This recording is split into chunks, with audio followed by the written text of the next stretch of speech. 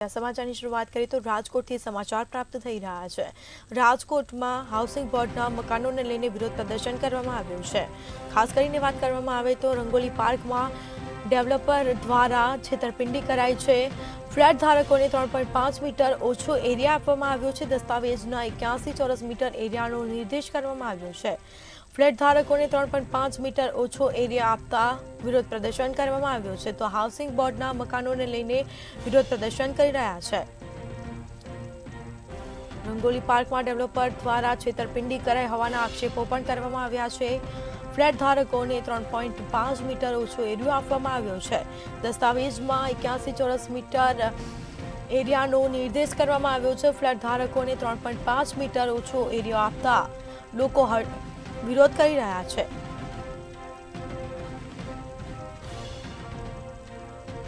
તો રંગોલી પાર્કમાં ડેવલપર દ્વારા છેતરપિંડી કરાઈ હોય તેવા આક્ષેપો પણ લોકો દ્વારા કરવામાં આવ્યા છે।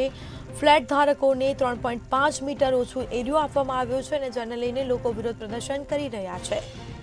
દસ્તાવેજમાં 81 ચોરસ મીટરના એરિયાનો નિર્દેશ કરવામાં આવ્યો છે, પરંતુ ફ્લેટ ધારકોને 3.5 મીટર ઓછો એરિયો આપતા લોકોમાં ભારે રોષ પણ જોવા મળ્યો છે અને લોકો વિરોધ પ્રદર્શન કરી રહ્યા છે। રાજકોટના હાઉસિંગ બોર્ડના મકાનોને લઈને વિરોધ પ્રદર્શન। રંગોલી પાર્કમાં ડેવલપર દ્વારા છેતરપિંડી કરાઈ હતી। દસ્તાવેજમાં 81 ચોરસ મીટરના એરિયાનો નિર્દેશ કરવામાં આવ્યો છે। સાથે જ કહી શકાય કે ફ્લેટ ધારકોને 3.5 મીટર ઓછો એરિયો આપવામાં આવ્યો છે। તો રાજકોટના હાઉસિંગ બોર્ડના મકાનોને લઈને વિરોધ પ્રદર્શન કરવામાં આવ્યો છે। લોકો વિરોધ પ્રદર્શન કરી રહ્યા છે। રંગોલી પાર્કમાં ડેવલપર દ્વારા છેતરપિંડી કરાયા હોવાના આક્ષેપો કરવામાં આવ્યા છે। સ્થાનિક લોકો દ્વારા વિરોધ પ્રદર્શન કરવામાં આવ્યો છે। તો લોકો વિરોધ પ્રદર્શન કરી રહ્યા છે। ખાસ કરીને વાત કરવામાં આવે તો ફ્લેટ ધારકોને 3.5 મીટર ઓછો એરિયો આપવામાં આવ્યો છે। રંગોલી પાર્કમાં ડેવલપર દ્વારા છેતરપિંડી કરવામાં આવી હતી। રાજકોટથી સમાચાર પ્રાપ્ત થયા છે। હાઉસિંગ બોર્ડના મકાનોને લઈને વિરોધ પ્રદર્શન કરવામાં આવ્યો છે। તો રંગોલી પાર્કમાં ડેવલપર દ્વારા છેતરપિંડી કરવામાં આવી હતી અને સાથે જ ફ્લેટ ધારકોને 3.5 મીટર ઓછો એરિયો આપવામાં આવ્યો હતો। અમને લોકોને ગુજરાત હાઉસિંગ બોર્ડ રાજકોટ દ્વારા ભયંકર અન્યાય થયો છે કે એ બાંધકામમાં અમને એ લોકોએ દસ્તાવેજમાં 81 સ્ક્વેર મીટર બતાવ્યું છે। વાસ્તવમાં પ્રોપર્ટી ટેક્સનું બિલ અને સીએજી રિપોર્ટમાં 77.50 સ્ક્વેર મીટર છે। બંને સરકારી સંસ્થાઓ છે। સીએજી એટલે ઓથેન્ટિક રિપોર્ટ કહેવાય કેન્દ્ર સરકારનો, અને આ નુકસાન અમને ટોટલ 3407.2 સ્ક્વેર મીટર એટલે એની કુલ રકમ 7,49,54,000 રૂપિયાનું નુકસાન થયેલ છે। વધારામાં અમારે લોકોને ગરીબ અને મધ્યમ વર્ગના લોકોને અમારે સ્ટેમ્પ ડ્યુટી ભરવી પડી છે 7,49,54,000, કારણ કે એને દસ્તાવેજમાં જે રકમ બતાવી એની સ્ટેમ્પ ડ્યુટી એટલી રજિસ્ટર ઓફિસ તો લે, એ પણ 50 લાખ જેવી અમારા લોકો પાસેથી લેવામાં આવેલ છે। એ અમને પરત મળવી જોઈએ વ્યાજ સાથે। રાજકોટ હાઉસિંગ બોર્ડને લઈને રંગોલી પાર્કમાં ડેવલપર દ્વારા છેતરપિંડી કરવામાં આવી છે અને લોકો વિરોધ પ્રદર્શન કરી રહ્યા છે। વધુ વિગતો સાથે સંવાદદાતા ધ્રુવ કુંડેલ લાઈવ જોડાઈ ગયા છે। જી, રાજકોટ ખાતે હાઉસિંગ બોર્ડના મકાનોને લઈને સ્થાનિક લોકોમાં ભારે રોષ પણ જોવા મળ્યો છે અને વિરોધ પ્રદર્શન પર ઉતર્યા છે, શું માહિતી? ચોક્કસથી વાત કરીએ તો રાજકોટ જે હાઉસિંગ બોર્ડ જે સોસાયટી આવેલું છે ને એ રાજકોટના કાલાવ રોડ પર આવેલું છે। હાલ ત્યાંના જે રહીશો છે તે ક્યાંક અસંતોષની લાગણી વ્યક્ત કરી રહ્યા છે અને વિરોધ પ્રદર્શન પર ઉતર્યા છે। આપણી સાથે સ્થાનિક લોકો જોડાણા છે, એમની સાથે જ વાત કરશું। શું સમસ્યા તેઓ સહી રહ્યા છે? શું નામ છે આપનું? મારું નામ ભીખાલાલ સાહિબ છે। ભીખાલાલભાઈ, કઈ પ્રકારની અહીં ક્યાંક એક વાત હતી કે રાજકોટ હાઉસિંગ બોર્ડમાં જે અલોટમેન્ટ કરવામાં આવ્યા છે જે ફ્લેટના, એ ફ્લેટના જે અલોટમેન્ટ કરેલા જે ફ્લેટ છે તેના જે સાઇઝ છે તે ક્યાંક ઓછી આપવામાં આવી છે, કેગનો રિપોર્ટ પણ આવ્યો છે, કઈ પ્રકારનો મામલો છે?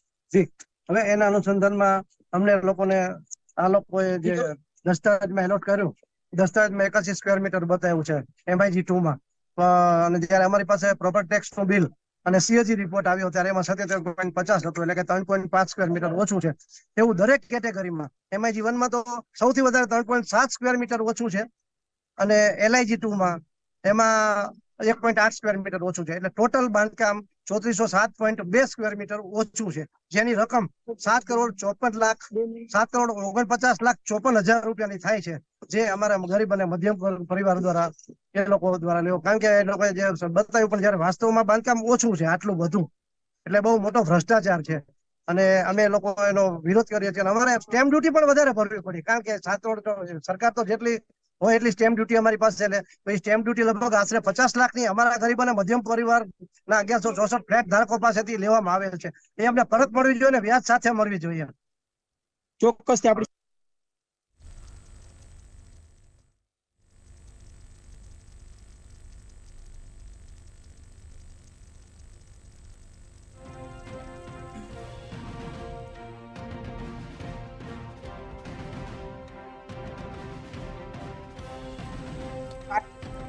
વિગતો આપવા બદલ રૂપિયાનો આપનો આલો કર્યો હોય તો એના રૂપિયા તો અહીંયાની પબ્લિક ના થ્રુ જ ગયા, જેના 1164 ફ્લેટ હોલ્ડર ના ગયા રૂપિયા.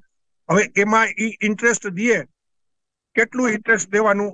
બધા વિથ ઇન્ટરેસ્ટ અમને જોઈએ પાછા રિટર્ન.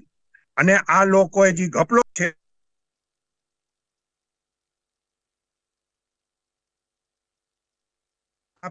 અમે લોકોએ જે વિશ્વાસ કર્યો. વધુ વિગતો સાથે જોડાવા બદલ આપનો આભાર. તો દસ્તાવેજમાં પણ ફ્લેટ ધારકોને 3.5 મીટર ઓછો એરિયો આપવામાં આવ્યો છે અને લોકો લડી લેવાના મૂળમાં નજરે પડ્યા છે. તો રાજકોટમાં હાઉસિંગ બોર્ડના મકાનોને લઈને ભારે વિરોધ પ્રદર્શન થઈ રહ્યો છે. રહીશો દ્વારા વિરોધ પ્રદર્શન કરવામાં આવી રહ્યો છે. તો ખાસ કરીને કહેવામાં આવે તો ફ્લેટ ધારકો હાઉસિંગ બોર્ડ સામે લડી લેવાના મૂળમાં જોવા મળ્યા છે. આ મામલે સીએજી રિપોર્ટમાં પણ ઉલ્લેખ કરવામાં આવ્યો હોવાના ફ્લેટ ધારકોના આક્ષેપો કરવામાં આવ્યા છે. તો ફ્લેટ ધારકોને 3.5 મીટર ઓછો એરિયો આપવામાં આવ્યો છે અને જેને લઈને લોકો વિરોધ પ્રદર્શન કરી રહ્યા છે.